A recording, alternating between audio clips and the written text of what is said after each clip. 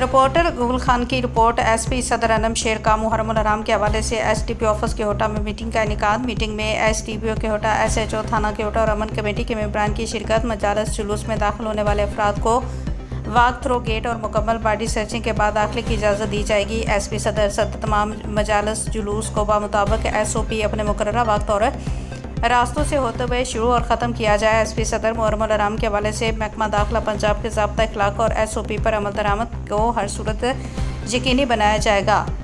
S P صدر نے تھانہ کیوٹا کے علاقہ میں جلوس روٹ کا دورہ بھی کیا۔ ایس ڈی پی او کیوٹا، ایس ایچ او تھانہ کیوٹا اور دیگر افسران بھی ہمراہ تھے۔ ایس پی صدر نے جلوس کے روٹ کا جائزہ لیا اور افسران کو ہدایت دی۔ محرم الحرام کے موقع پر جلوس اور مجالس کے لیے فل پروف سیکورٹی انتظامات کیے جا رہے ہیں۔